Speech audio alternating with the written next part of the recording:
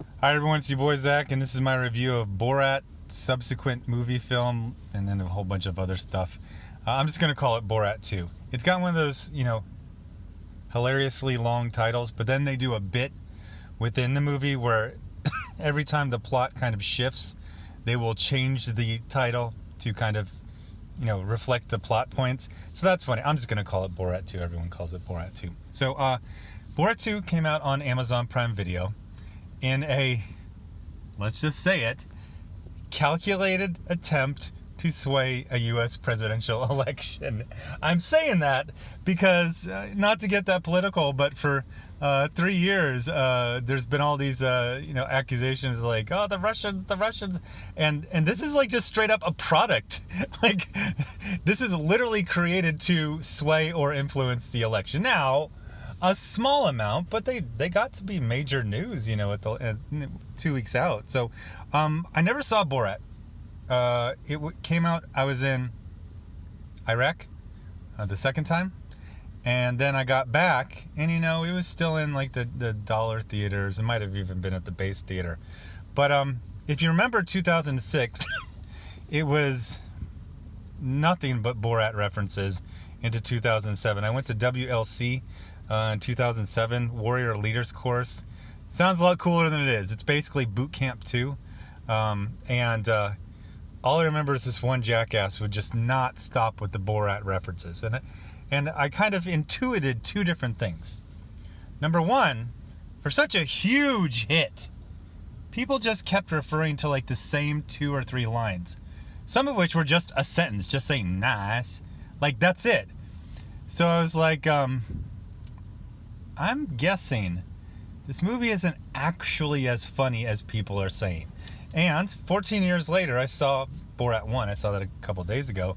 And it's okay. It's just fine. I mean, if you have someone describe it to you, you can basically guess every joke. I mean, there was a couple parts where I did laugh. The wrestling scene with Asimov, I almost was like dying laughing. That was just pure, like, slapstick. It's kind of a double meaning to slapstick for that scene. But that was funny. There was other bits that were funny. I generally liked it. But just as I kind of guessed in late 2006, it's not that big of a deal. Like, there's been other things like that.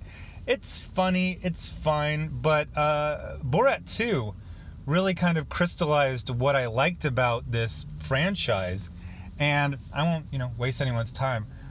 It's supposed to be, he impersonates this guy, and he goes out and he pretends to be a journalist, and he gets people to say stupid things, and they signed a release so they can't sue him, and then he puts it out there and he edits it. But the scripted parts are the parts that work.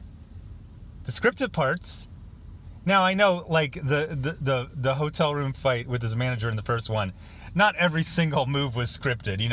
It was basically they fight, but that was in a script. That wasn't them interacting with normies and have just riffing. The scripted bits are what make these movies, even though they're supposed to, like, everyone thinks it's the other stuff. So the first one came out, it was a huge hit. Sacha Baron Cohen and the Borat character, internationally famous. So basically there was never a sequel because he said, look, everyone recognizes me. And they do a bit at the beginning where he lands in Galveston and he's immediately recognized by everyone. So he wears a lot of disguises throughout the movie. And that's actually kind of funny. So this one, I'm pretty sure it was rushed out because they're like, election year, he's got his thoughts and he wants to kind of sway things however much he could. And so it made the news because of this Rudy Giuliani scene, which the first time I heard about it, it seemed like a big deal. And then I read some news stories. I watched like Tim Pool, whatever, channels like that. It didn't seem like a big deal. And then I watched it and it's like, it's a major part of the movie. It's like a major plot point.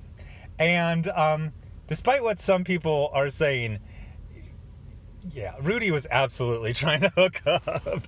Like, it's really obvious. I'm sorry, it's really obvious. If you watch my other channel, you can probably guess my politics. Rudy is a Republican. I don't care. He was 100% trying to get with that woman who plays Borat's daughter. Now, let's talk about that. I didn't really know the plot much. All I knew was Borat's back and something Rudy Giuliani. But when you go to Amazon, it shows Borat in front of the White House and a girl wrapped in, wrapping paper. So then they introduce a daughter, and you're like, and then you realize, the whole movie's going to be him and his daughter. Let me tell you, this actress. Now I'm worried, and I'm actually pretty sure this is what's going to happen. I went to go look her up, and she's, she doesn't have a lot of credits, and it said this thing. I was like, oh, don't put that. It said most famous for playing Borat's daughter. It's like, number one, that movie came out yesterday, so it's not really accurate. Number two, this woman is like a revelation. Her acting, her comedy, is so perfect. I don't remember seeing a comedic debut this good. It's shocking. And the guy who played Azimuth in the first one, he was really, really good. But a lot of his stuff was just like, haha, he's gross. Like, this woman is doing so many things. And comedy is difficult, especially in this kind of riffing, type of comedy that Sacha Baron Cohen does. And I was just shocked. Like, the whole time I was like, this is probably the greatest comedic debut I've ever seen. Coming from nowhere. I looked up her credits. She did some things in Europe. Not anything I'd really heard of, and not really a lot of... So I was just like, it looks like this movie was done kind of in a hurry. It looked like they started sometime in like the spring and finished it in the middle of the summer. And I noticed like the screenwriter, there was like 8 to 10 screenwriters. I'm like, what's that about? It's like, they probably had to finish this whole thing like in a weekend. And there's a lot more scripted stuff than the first one. So the Borat daughter character is amazing. And it reminded me a lot of Jay and Silent Bob Reboot. I love Jay and Silent Bob Strikes Back. I've seen it a million times. I rewatched it recently. It totally holds up. What, 15? No, longer than that. Oh, geez, like 19 years later. But when they came back, they had Jay's daughter. And that actually ended up working really well. Neither Jay or Jay's daughter, which is played by Kevin Smith's daughter, neither one of them are that great at acting, but they were good for these roles. And then I haven't seen the Bill and Ted, but it seems like that's kind of a common thing. You bring back the characters, the comedy characters, and then you meet their daughter. And it's so good.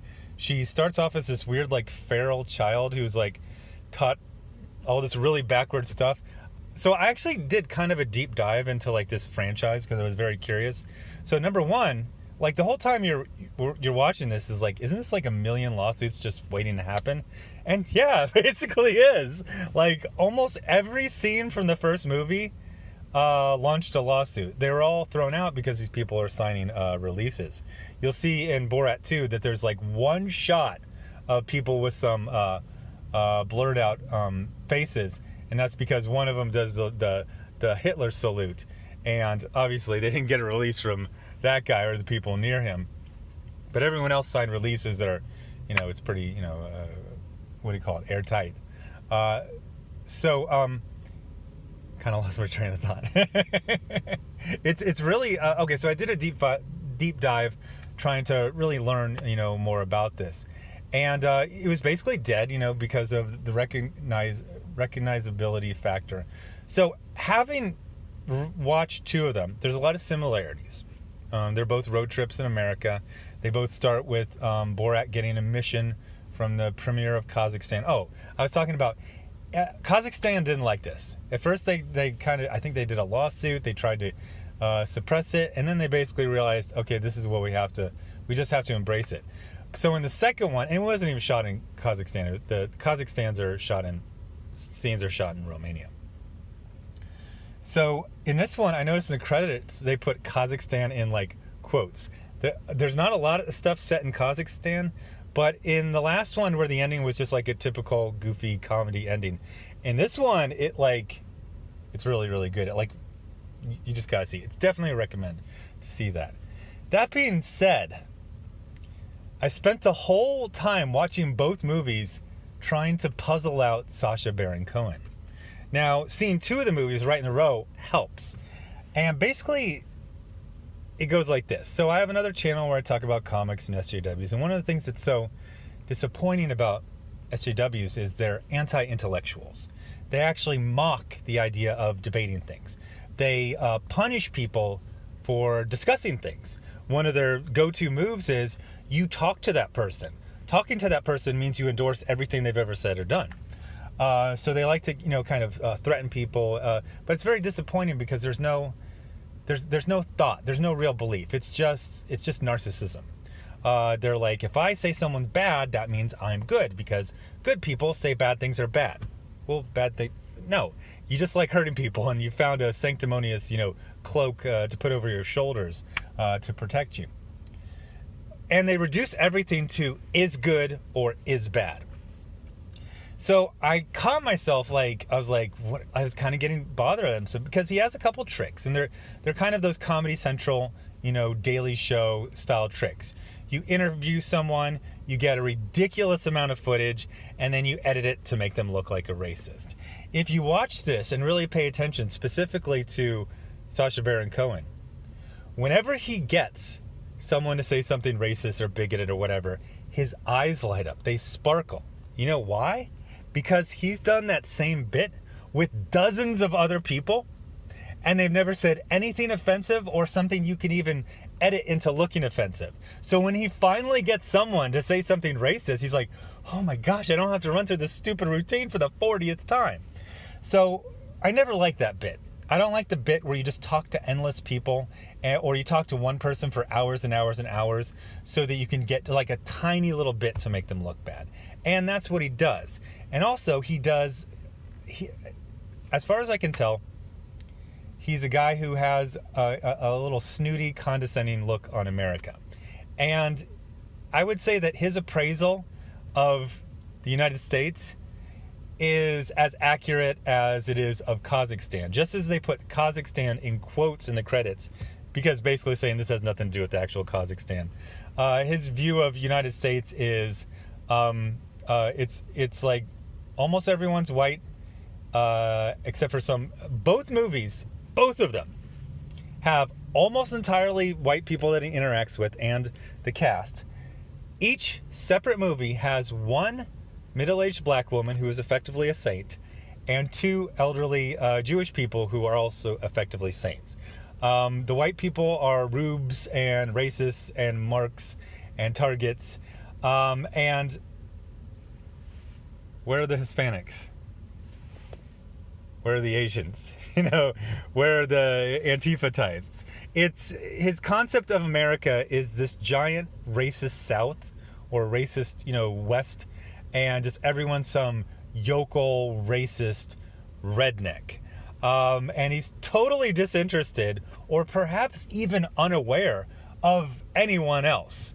But he's got to be, because you see the sparkle in his eyes when he actually gets someone to say something racist on camera. He's like, oh geez, I've been trying so hard. We've been out here for months talking to people. It's kind of like, he does that uncomfortable humor. He'll say rude things and try to get people angry. It's funny. One thing I kept thinking about is the universal, how bravery is a universally admirable trait.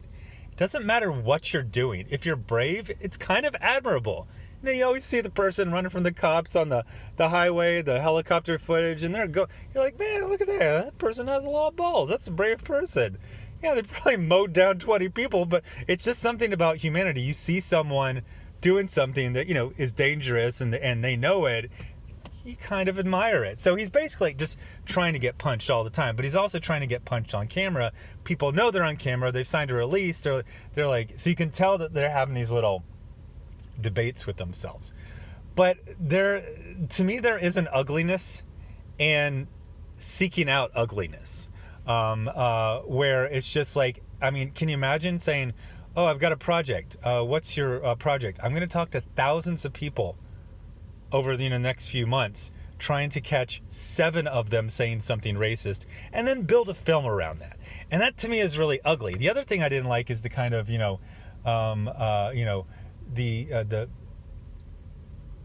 looking at people as saintly to me is just as demeaning as looking at them as all evil.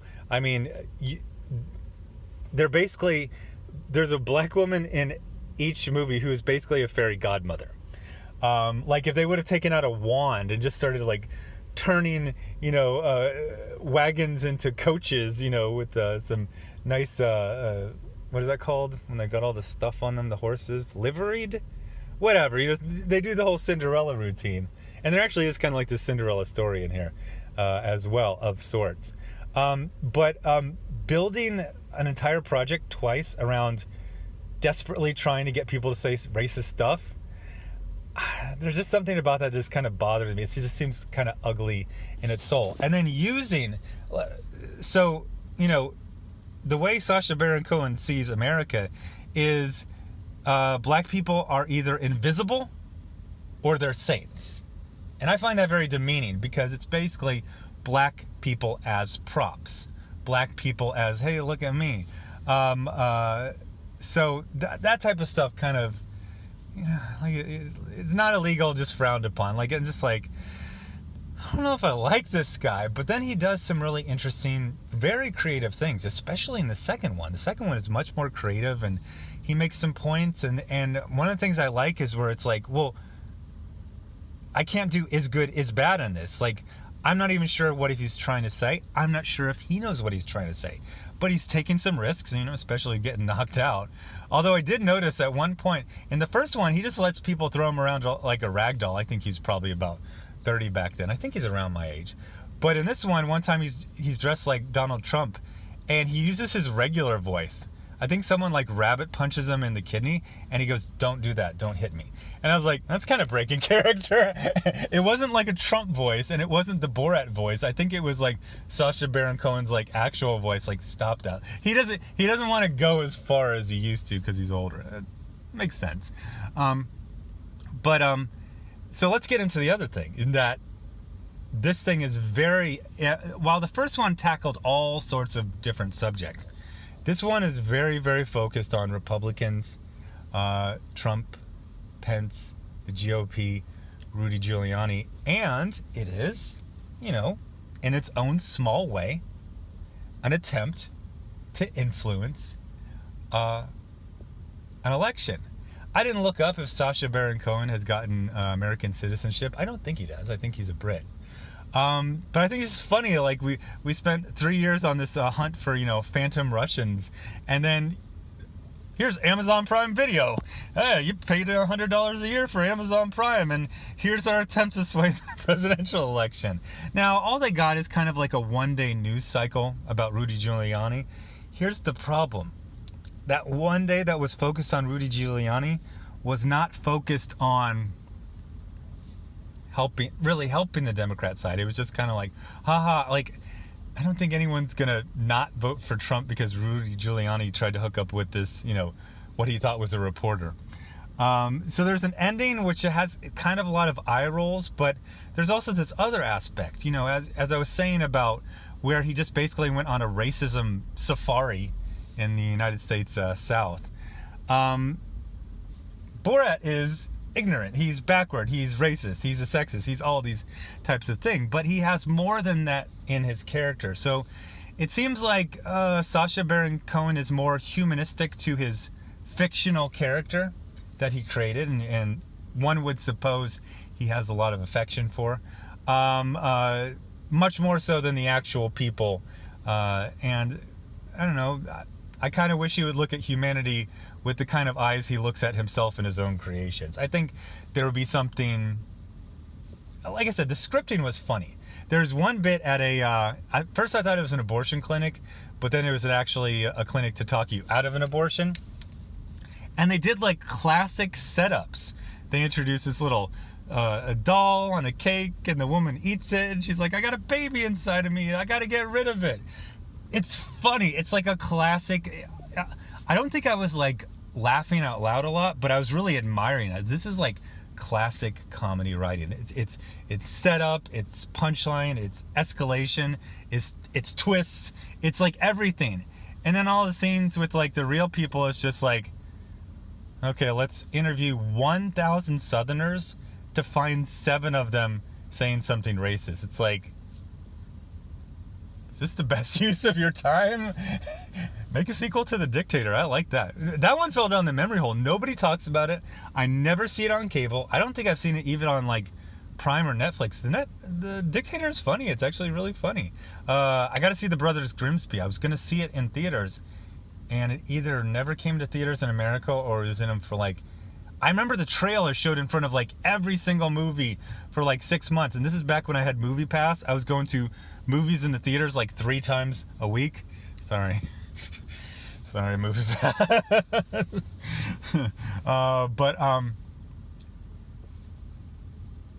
I think there's more to do with Borat. I would actually absolutely like to see Borat and his daughter again and some other characters, but just make it scripted. I mean, there are several people where it's like, does this person really not know who Borat is? Do they really think he's a real person?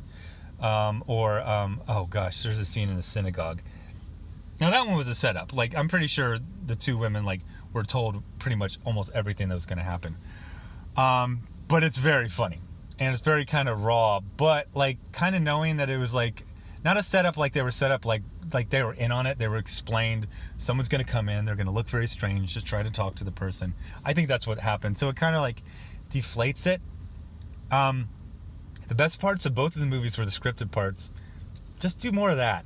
And stop going on racism safaris. There's something ugly about that. I feel like this Sacha Baron Cohen has this kind of like actual, humanism, like he likes people, but he's also sidelined by this very cartoonishly, like I said, his view of America is as cartoonishly inaccurate as his view of Kazakhstan. So anyway, despite everything I've said, I would recommend both of the movies. Can you understand the second one without seeing the first one? I think so. Borat has been like quoted and is in so much of pop culture. Honestly, I really didn't learn much new about the character from watching the first movie at all. You kind of just, it's, you know how you can not watch any of Game of Thrones, but you kind of know the basic plot and the characters and like that's how it is. If you're like, I don't want to watch 2 of these, just watch the second one. It's good. It's funny. I would say it's amusing more than funny. But anyway, thanks for watching. And the next, I'm probably going to do the season 3, episode 2 of Star Trek Discovery tomorrow. Thanks for watching. Bye.